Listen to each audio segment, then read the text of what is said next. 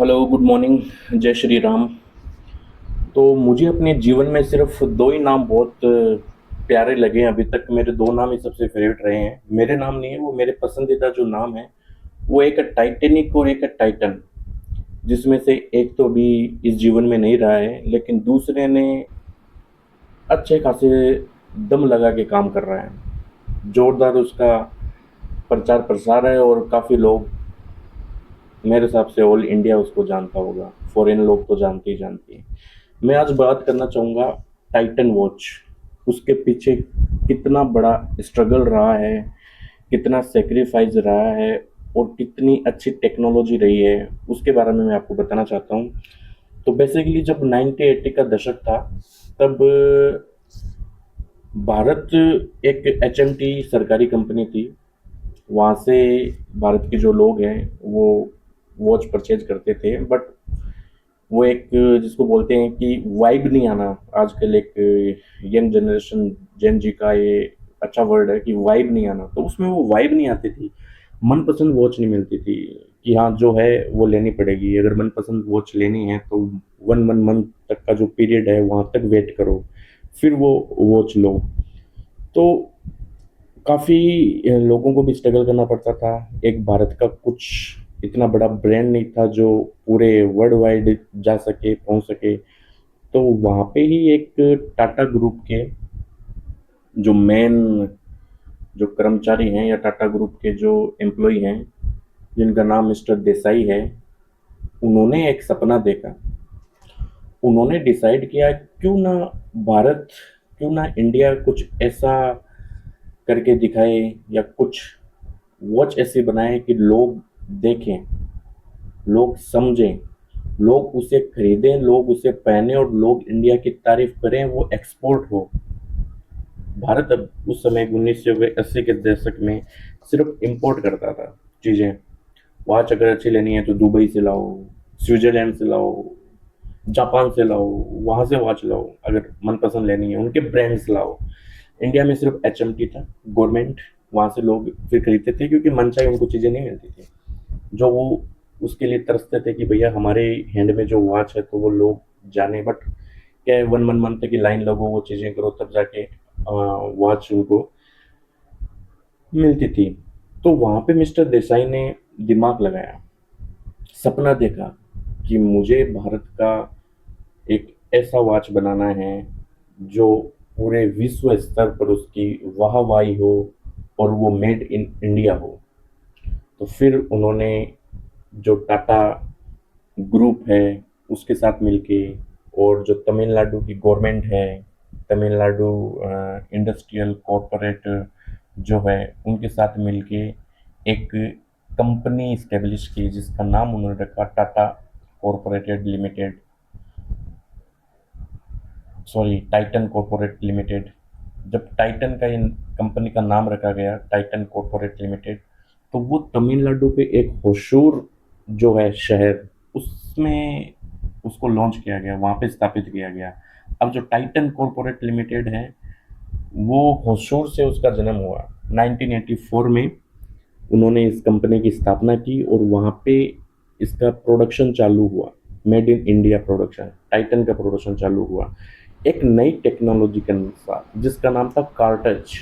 कार्टज technology जो है उसका एक best view point point of view ये था कि वो जो उसकी वॉच है, उस तकनीकी उस टेक्नोलॉजी की जो वॉच है वो बिल्कुल हल्की, लॉन्ग टाइम सर्विस देने वाली और बिल्कुल अट्रैक्टिव वॉच थी। तो वॉच को पहनने में लोगों को मज़ा आ जाए, ऐसा उन्होंने दिमाग लगाया और उसके अंदर निरंतर काम करते गए। हालांकि उनके पास इतने एक्सपर्ट्स लोग नहीं थे स्टार्टिंग में, कोई इतने एक्सपर्ट साइंटिस्ट नहीं थे उस समय, लेकिन देसाई साहब ने लोगों को पकड़ पकड़ के सिखाया कि भाई ये है, ऐसा कर, ऐसा कर, ऐसा कर, इसमें ऐसा होता है, इसमें ऐसा होता है।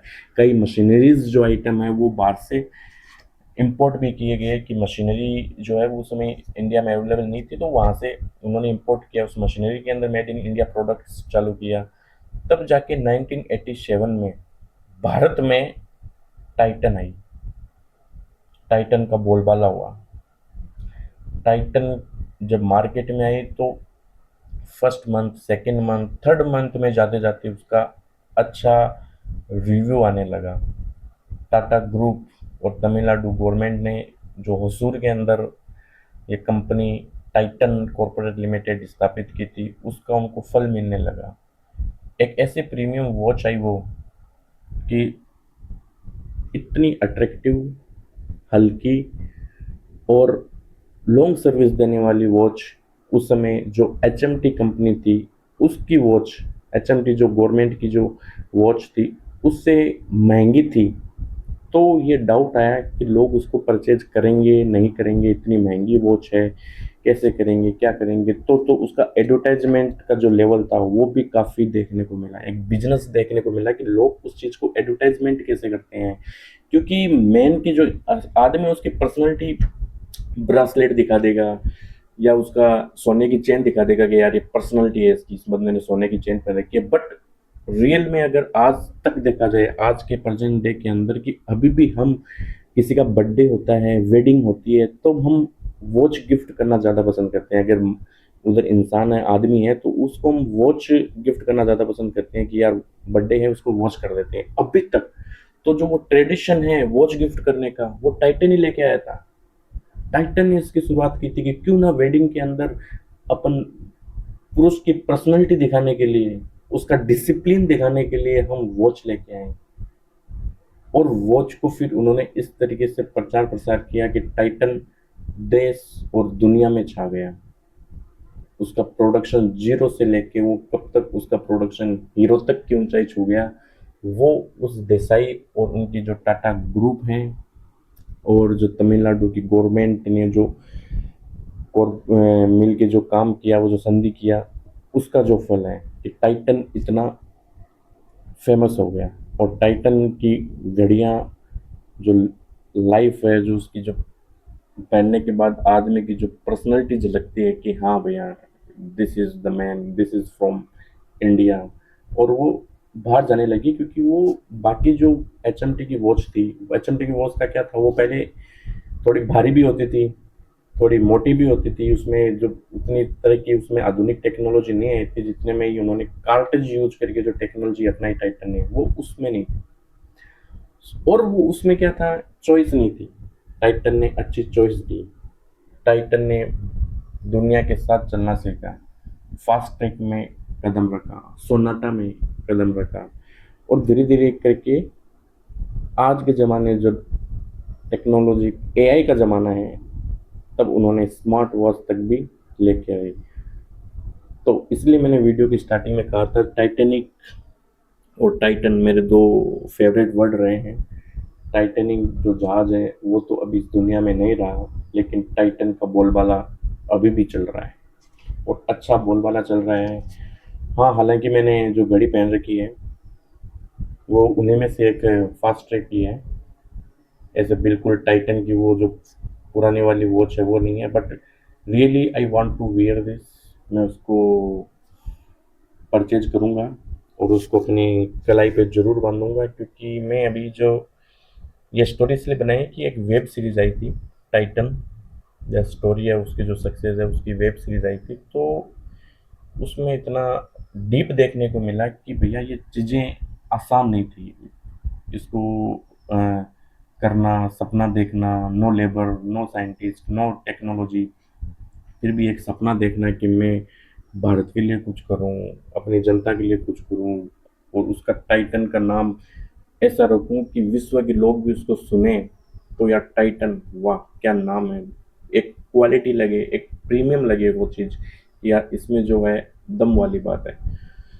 तो जो उनका ड्रीम था, जो उनका डिसिप्लिन था, जो उनका सपना है वो साकार हुआ और आज भी टाइटन तकरीबन लोगों की कलाई में देखने के लिए मिलती है। तो हम प्राउड फील करते हैं कि we are Indians, we have so much courage to start new business and we have so much power to bring out the new things which is really uh, advantageful to all our citizens and outside of India citizens. So it is very good to see that अपने पास कुछ ऐसा brand है कि हम उसको सिन्ना ठोक के बोल सकते हैं कि made in India. Thank you so much.